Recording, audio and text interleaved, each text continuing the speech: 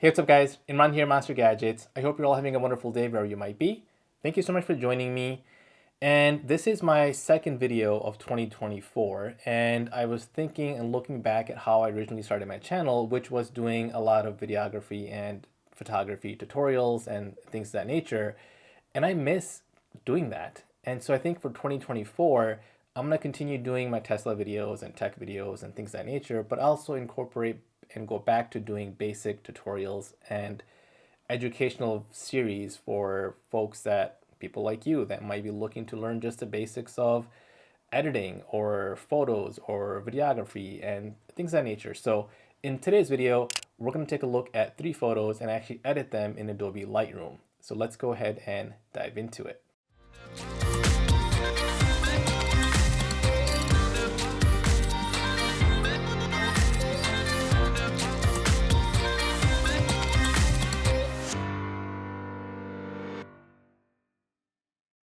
All right guys, welcome back. So let's go ahead and dive right into Adobe Lightroom. As you can see here, I've got 3 different pictures open. This first one is going to be of a beach in Puerto Rico where I was staying for vacation. The next one's going to be my beautiful wife in Dubai with the Burj Khalifa in the back. And then the third picture is also of my wife, and this is at the Grand Mosque in Abu Dhabi. So let's go ahead and start with this. What I typically like to do is when I import a photo is basically just take a look and see if the picture is actually straight or not. In this case, overall, it looks pretty straight. But we're gonna go ahead and go on to the right-hand side here where it says crop, rotate, and geometry. And here we're gonna go ahead and play with the slider here. And when you click on the slider and you start moving it left or right, you'll see the grid pop up, and you want to make sure you are aligning the picture according to the grid. In this case, taking a look at the horizon here and making sure that is straight. So a little bit of adjustment there, but overall pretty good. I'm going to go ahead and come back to my edit panel here, and 9 times out of 10 I'll do this with all my photos is I'll just simply click on auto and see what adjustment Adobe actually makes for me. Now, sometimes it works well. I would say more times than not it works well. Other times not so much, but it gives me a baseline of just kind of what Adobe thinks of my photo. So sometimes I'll go ahead and click on it again and reset all the values and just do it myself. Whereas other times I'll go ahead and click on auto and basically work off what Adobe thinks is appropriate. So in this case, for sake of simplicity, I'll go ahead and leave it on and just start messing with some of the sliders that are here. So we've got our exposure, contrast, highlight, shadows, whites, and blacks, and I'll kind of show you what each of these actually do. So your exposure is actually going to dictate how dark or light your photo is. If you go too high, things will get blown out. If you go too low, it's too dark. So we're gonna go ahead and, by the way, if you do want to reset a value, just what you see here, if you just simply double click or simply click on the button here, the exposure or contrast, you'll see like the reset pop up. If you click on that, it'll set it back to 0. So if you mess up one while you're doing it, don't worry about it. You can simply just go ahead and reset it. So I'm gonna go ahead and make this just slightly brighter. Coming down to contrast, I like my contrast, my photos to be having, I would say, deeper contrast. So if you scroll down on this, you'll see some of the colors go away.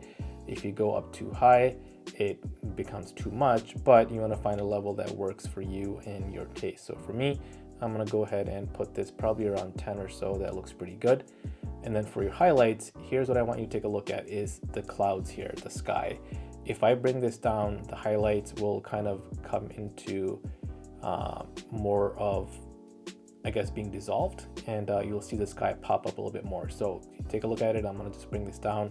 I probably wouldn't go all the way down because it looks a bit fake, but if I go up, the clouds and the sky will kind of get washed out. So that's not what you want to do.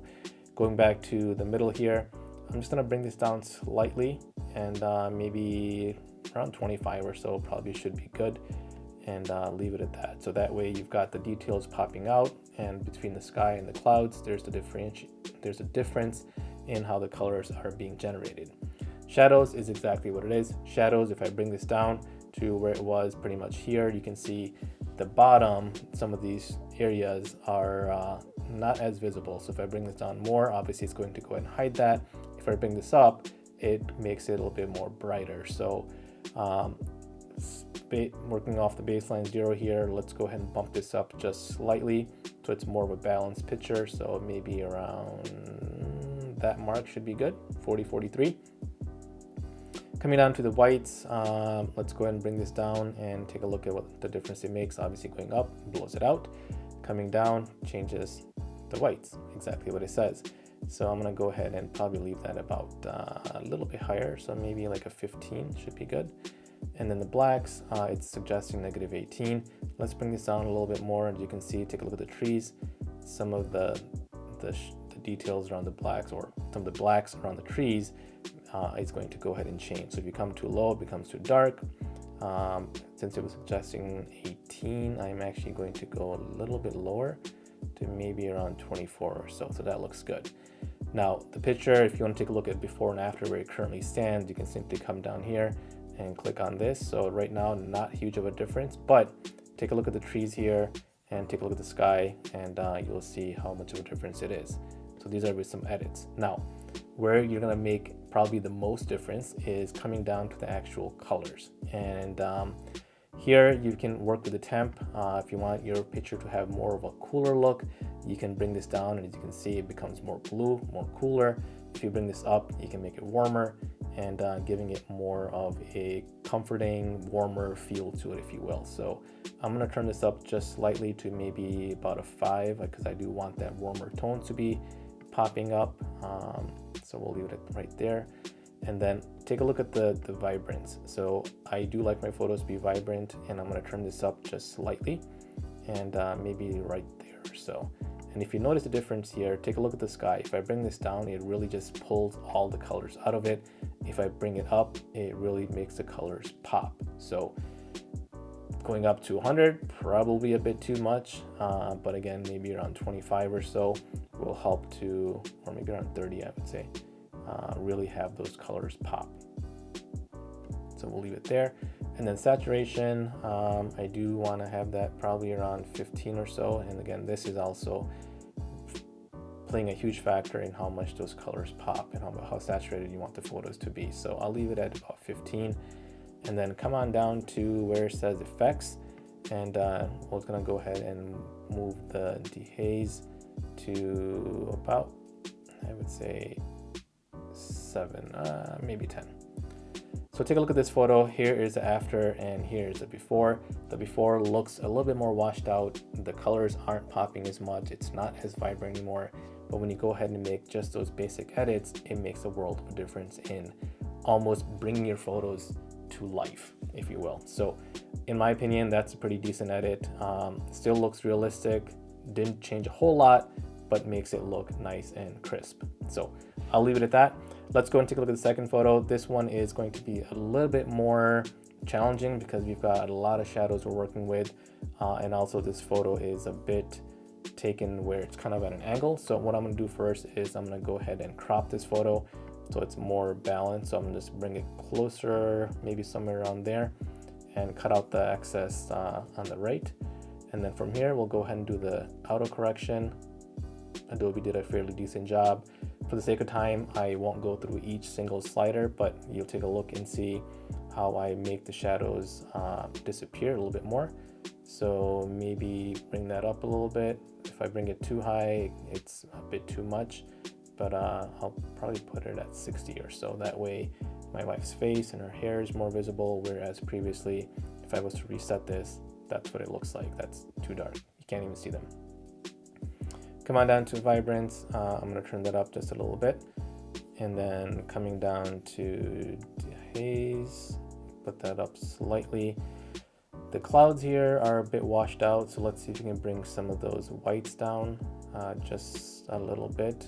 And actually probably not a little bit more than usual, I guess, but maybe around 40.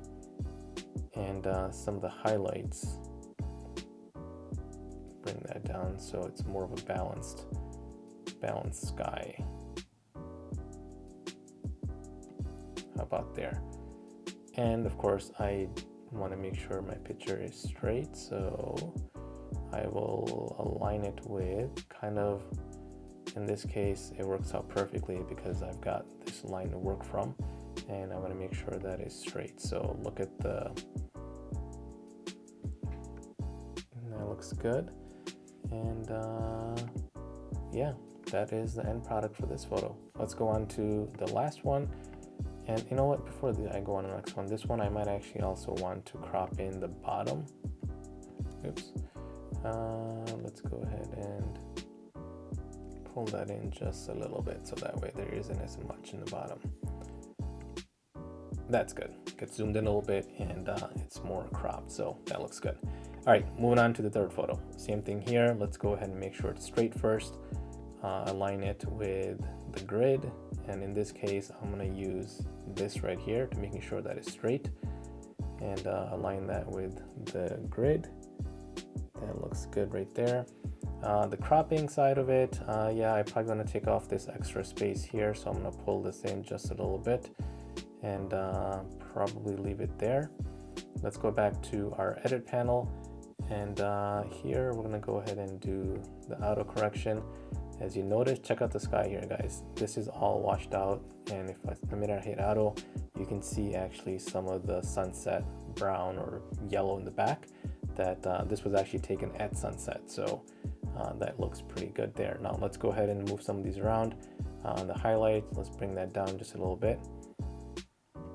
Shadows, I don't want to change this a whole lot because it's picking up more of the shadows in her dress and the corners here. And then let's go ahead and go down to vibrance, turn that up just a little bit to 25, and then come down to the haze, turn that up a little bit as well. And then here is kind of the before and after. So typically I probably do a little bit more work on these photos, but again, as a basic edit to make your pictures pop, you can see a world of difference between the final product and the initial photo that was taken. Now, quick tip that I'll give you before I leave here is all these photos were actually taken on my iPhone, and right now they were all JPEG. And if you were to turn the RAW feature on, the RAW feature allows the camera to capture a lot more data, which means when you go into your Lightroom or Photoshop or whatever software you're using, you've got more data to work with and you'll have more capabilities to do higher edits. But for the sake of simplicity, again, JPEG and simple edits, you won't notice a whole lot of a difference, but RAW does take a lot more storage on your device because it captures a lot more data. So I'll try and see if I can do a separate video on explaining the difference between RAW and JPEG and how that could actually be used to your advantage. You don't always have to shoot RAW, but maybe we'll do a separate video on that. So hopefully you found this video to be helpful and enjoyed editing these photos with me. If you did, make sure you give me a big thumbs up. Subscribe to my channel if you have not already, and I will see you guys next time. Goodbye.